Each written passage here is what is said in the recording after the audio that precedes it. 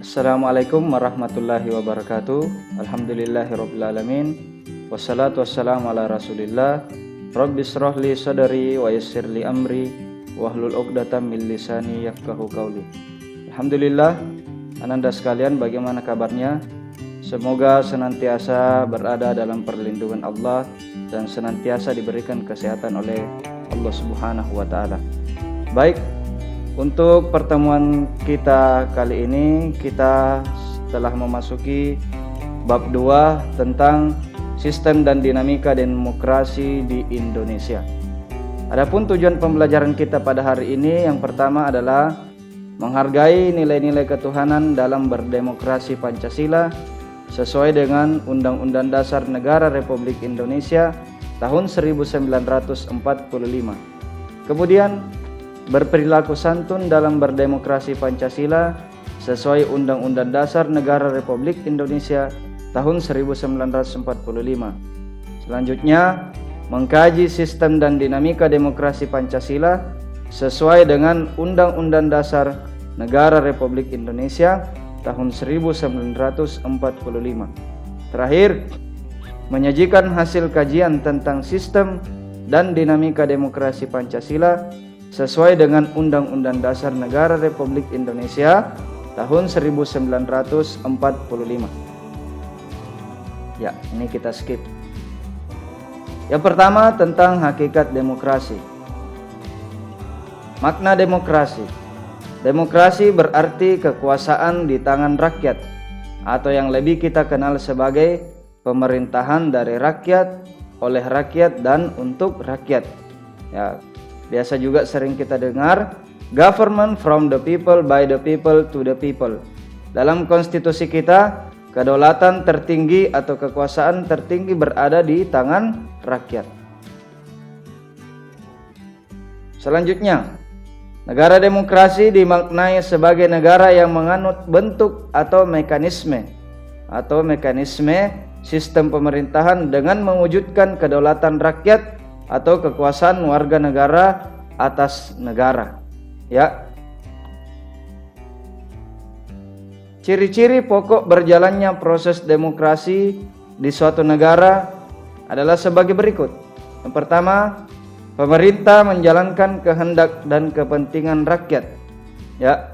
Jadi pemerintah yang terpilih harus menjalankan kehendak rakyat, keinginan rakyat, dan berdasarkan kepentingan rakyat. Jadi government from the people, pemerintah yang dari rakyat, mereka bekerja oleh rakyat, ya, dan bekerja juga untuk rakyat, to the people. Kemudian adanya pemisahan dan pembagian kekuasaan pemerintah.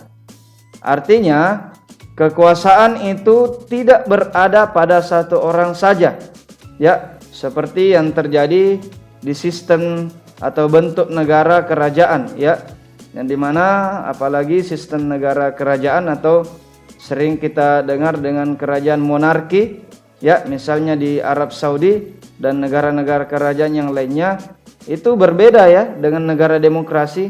Ketika sistem pemerintahannya atau bentuk negaranya, bentuk negaranya berbentuk kerajaan, maka kekuasaan sepenuhnya berada di tangan raja.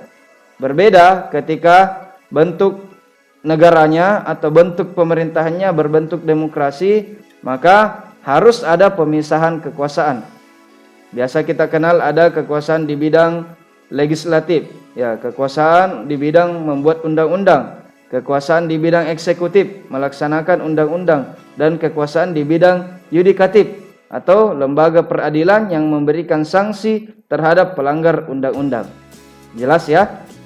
Kemudian yang ketiga, adanya mekanisme tanggung jawab dari pemerintah. Ya, pertanggungjawaban dari pemerintah kepada rakyat. Selanjutnya, kita lihat di sini bahwa ada beberapa kriteria untuk menentukan situasi demokratis pada suatu negara. Yang pertama, ada kekuasaan atau kedaulatan. Kemudian terwujudnya keadilan, ya, supremasi hukum, adanya lembaga yudikatif, kemudian mewujudkan kesejahteraan, peradaban, dan afeksi. Saya berikan catatan kecil di sini. Afeksi adalah hubungan dan interaksi antara pemerintah dengan rakyat. Kemudian terwujudnya keamanan. Berdasarkan cara menyampaikan pendapat, demokrasi dapat dibedakan menjadi sebagai berikut. Yang pertama adalah demokrasi langsung. Ya, demokrasi langsung yang dimaksud di sini adalah pemilihan pemimpin dilakukan secara langsung oleh rakyat. Ya, ini demokrasi langsung. Biasa kita kenal dengan istilah pemilu. Kemudian demokrasi tidak langsung atau perwakilan. Jadi pemilihan kepala negaranya atau kepala pemerintahannya ya tidak langsung dalam artian dilakukan oleh perwakilannya saja, atau perwakilan biasa kita kenal dengan perwakilan rakyat, ya wakil rakyat, DPR. Dan ini pernah terjadi di negara kita pada saat masa pemerintahan Orde Baru. Ya. Kemudian demokrasi perwakilan dengan sistem pengawasan langsung dari rakyat atau yang biasa dikenal dengan referendum. Ya, yang juga pernah terjadi di beberapa negara termasuk negara kita, yaitu pada saat jajak pendapat atau referendum tentang pembebasan atau pemisahan diri Timur Timur. Ya.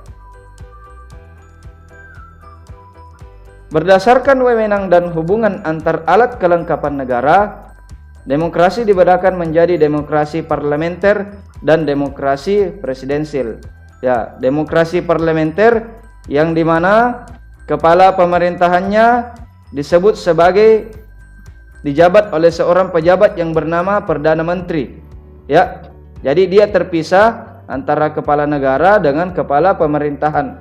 Dan ketika demokrasi presidensil, misalnya di Indonesia, kepala negaranya dan kepala pemerintahannya dijabat oleh satu orang sekaligus yang bernama presiden. Ya, yang kita lihat ya Presiden Jokowi. Selanjutnya, ciri utama dari sistem demokrasi adalah tegaknya hukum di masyarakat atau law enforcement dan diakuinya hak asasi manusia oleh setiap anggota masyarakat di suatu negara. Ya, jadi ciri utama dari sistem demokrasi adalah tegaknya hukum di masyarakat atau law enforcement. Ya, dalam konstitusi negara kita, semua warga negara bersamaan kedudukannya di dalam hukum. Ya, tidak pandang bulu. Nah, kita lihat ada seorang tokoh yang bernama Malvin Ayurovsky. Ya, menurut beliau terdapat 11 prinsip-prinsip dasar yang harus ada di suatu negara demokrasi. Yang pertama, ada konstitusinya atau hukum tertulis. Kemudian, pemilihan yang dilaksanakan secara demokratis, terbuka, jujur dan adil, ya transparan. Tidak ada yang disembunyikan. Semua bisa dilihat ya dan dipantau oleh rakyat secara langsung. Ya, baik itu di media cetak, ya, di media elektronik ataupun pemilihan secara langsung. Kemudian state and local government, negara dan pemerintah daerah. Ya, terdapat pemerintahan daerah pada setiap wilayah. Ya, yang kita kenal hierarki yang ada di Negara Kesatuan Republik Indonesia. Kita ambil contoh misalnya ada pemerintah pusat, ya, yang terletak di ibu kota negara. Kemudian pemerintah provinsi, ya, yang terletak di setiap wilayah provinsi yang dikepalai oleh seorang gubernur. Kemudian pemerintah daerah, ya, yang berada di setiap daerah, kabupaten ataupun kota madya. Ketika kepala daerahnya berada di kabupaten, maka dia dinamakan dengan bupati. Ketika di kota madya dinamakan dengan wali kota. Ya. Kemudian adanya creation of law atau pembuatan hukum. Ya. Kemudian an independent judiciary atau peradilan yang independen. Independen artinya berdiri sendiri dan tidak dicampur, tidak diintervensi oleh kekuasaan apapun. Kemudian powers of presidency, kekuasaan presiden. Media yang bebas, peran kelompok kepentingan, ya, adanya organisasi-organisasi masyarakat yang diakui dalam sebuah negara, misalnya partai politik. Kemudian hak publik untuk tahu, ya, sehingga lahirlah ada yang dinamakan dengan pers, ya, media cetak dan media elektronik sebagai wujud transparansi, ya, keterbukaan dari sebuah negara yang berdemokrasi. Kemudian melindungi hak-hak minoritas. Hak-hak minoritas artinya kelompok terkecil, ya, kelompok yang paling sedikit jumlahnya dalam sebuah wilayah dilindungi hak-haknya. Jadi tidak ada tirani, ya, tidak ada kesewenang-wenangan dari kelompok yang mayoritas, ya, tidak ada. Itu tidak dikenal dalam negara demokrasi. Semuanya sama, ya, apakah dia mayoritas ataupun minoritas. Kemudian adanya kontrol sipil terhadap militer, ya, agar militer tidak melakukan tindakan sewenang-wenang kepada sipil, ya, karena kita ketahui yang namanya militer, ya, mempunyai kewenangan untuk memegang atau memiliki senjata, ya, senjata dan peralatan militer, misalnya pesawat terbang dan seterusnya. Oke. Makna demokrasi yang selanjutnya, ya, jadi adanya tingkat persamaan dalam masyarakat, ya, tingkat persamaan dalam masyarakat. Kita lihat persamaan dalam hal politik, ya, persamaan di depan hukum, ya, law enforcement, ya, persamaan kesempatan, kesempatan untuk mengembangkan diri, kesempatan untuk berkarir, ya, kesempatan untuk dalam hal ekonomi, persamaan ekonomi dan persamaan sosial. Nah, kita masuk pada demokrasi Pancasila. Nah, kita pahami dulu karena kita tadi sudah pelajari tentang konsep daripada demokrasi. Sekarang kita masuk pada demokrasi Pancasila yang dimiliki oleh Negara Kesatuan Republik Indonesia. Kita lihat di sini pengertiannya. Demokrasi Pancasila adalah suatu paham demokrasi yang berlandaskan pada nilai-nilai yang terkandung di dalam ideologi Pancasila. Nilai-nilai yang dimaksud di sini adalah tidak lain dari nilai yang terkandung pada setiap sila pada Pancasila, yaitu mulai dari sila pertama sampai sila kelima, mulai dari sila ketuhanan yang Maha Esa sampai pada sila yang kelima, yaitu keadilan sosial bagi seluruh rakyat Indonesia. Apa pengertian demokrasi Pancasila selanjutnya? Adalah suatu paham demokrasi yang sumbernya berasal dari falsafah hidup bangsa Indonesia yang digali berdasarkan kepribadian rakyat itu, Indonesia itu sendiri. Alhamdulillah, berdasarkan dari falsafah hidup bangsa Indonesia. Salah satu falsafah hidup bangsa Indonesia, ya, kembali lagi nilai-nilai Pancasila, ya, yang ada pada setiap sila di Pancasila di negara kita. Apa falsafah hidup bangsa Indonesia? Falsafah hidup bangsa Indonesia atau kepribadian bangsa Indonesia yang pertama adalah berketuhanan yang Maha Esa, ya, berkemanusiaan yang adil dan beradab, ya, selalu ingin bersatu, persatuan Indonesia, ya, kerakyatan yang dipimpin oleh hikmat kebijaksanaan dalam permusyawaratan perwakilan, selalu bermusyawarah untuk mencapai mufakat, dan kemudian yang kelima adalah keadilan sosial bagi seluruh rakyat Indonesia, ingin berusaha untuk menerapkan keadilan dan mencita-citakan keadilan sosial bagi seluruh rakyat Indonesia. Prinsip demokrasi Pancasila, ya, kita tadi sudah pelajari tentang prinsip tentang pengertiannya. Sekarang kita masuk kepada prinsip-prinsip demokrasi Pancasila. Yang pertama, ya, demokrasi yang berketuhanan yang Maha Esa. Jadi pelaksanaan demokrasi Pancasila itu harus berlandaskan ketuhanan yang Maha Esa, ya, berlandaskan dengan nilai-nilai agama yang ada pada negara kita. Demokrasi dengan kecerdasan, ya, harus cerdas, ya, dalam artian tidak temperamen, tidak emosi. demokrasi yang berkedaulatan rakyat, artinya demokrasi yang kekuasaannya berada di tangan rakyat. Ya. Kemudian demokrasi dengan rule of law, artinya demokrasi dengan menerapkan penerapan hukum. Demokrasi dengan pemisahan kekuasaan negara. Apa? Eksekutif, yudikatif. Saya ulangi.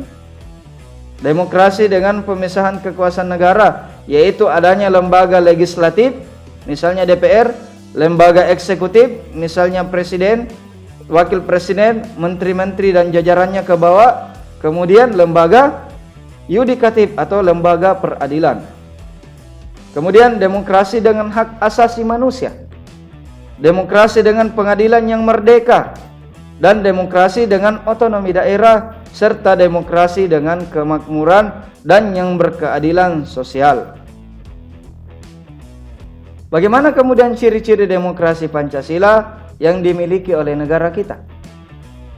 Yang pertama, kedaulatan berada di tangan rakyat berdasarkan kekeluargaan, musyawarah dan mufakat, keselarasan antara hak dan kewajiban, penghargaan hak asasi manusia, tidak menganut sistem monopartai, artinya tidak menganut sistem yang hanya satu partai saja atau hanya sebagian kecil partai, tidak mengenal diktator mayoritas dan tirani minoritas, artinya tidak mengenal kekuasaan yang hanya berasal dari satu orang atau diktator, atau kekuasaan yang hanya berasal dari mayoritas dan tidak ada penindasan kesewenang-wenangan terhadap kaum yang terkecil atau minoritas.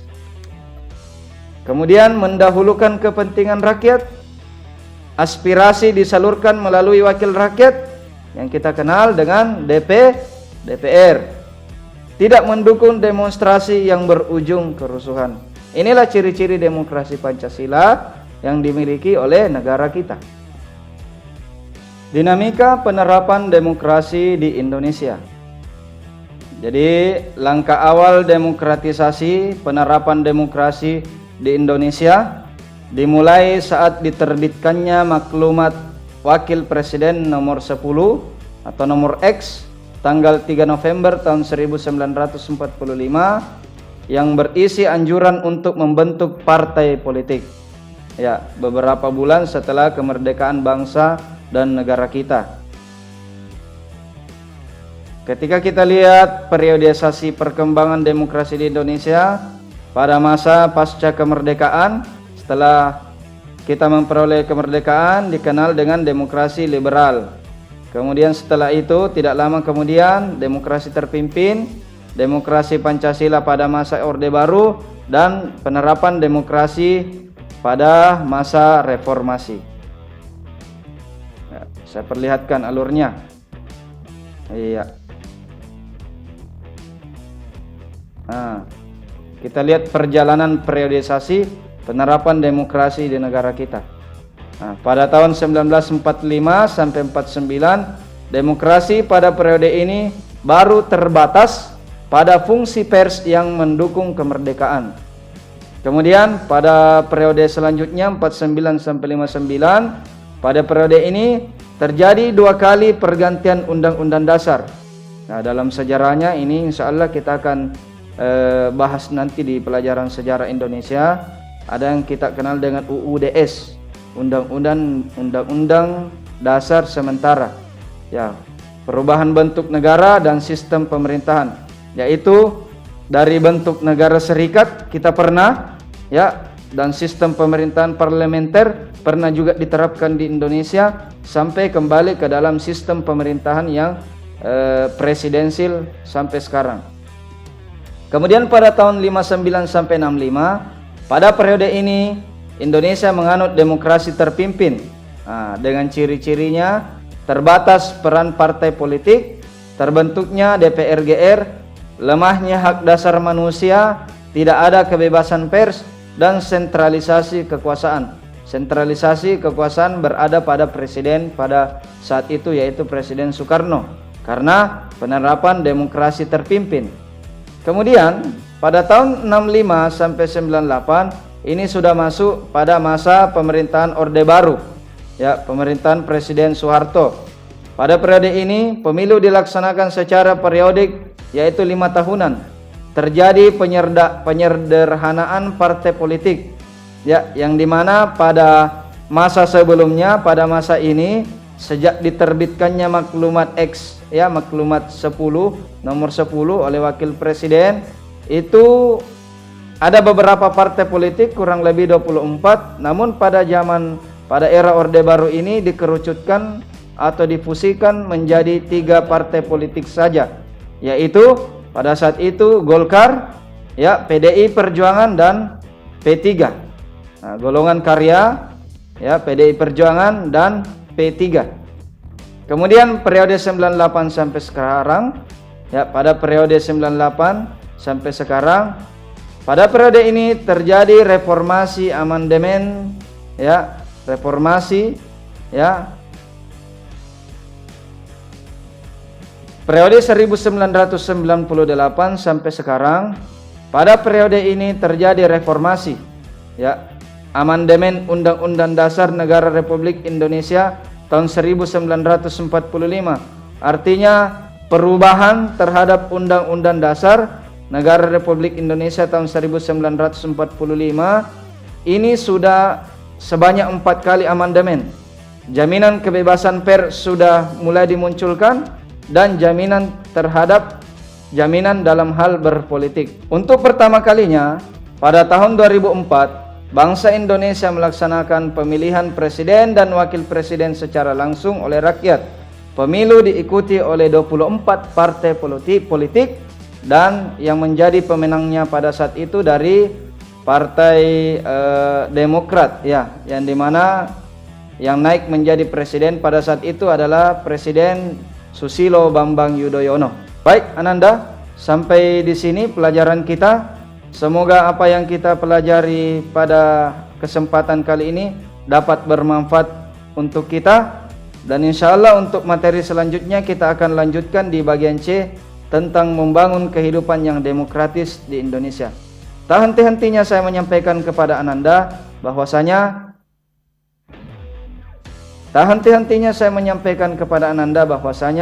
jangan pernah untuk berhenti mempelajari PPKN, karena belajar PPKN merupakan wujud kecintaan kita kepada bangsa dan negara kita. Marilah kita tutup bersama-sama pelajaran kita pada hari ini dengan mengucapkan hamdalah dan doa kafaratul majelis. Subhanakallahumma wa bihamdik, asyhadu an la ilaha illa anta, astaghfiruka wa atubu ilaik. Assalamualaikum warahmatullahi wabarakatuh.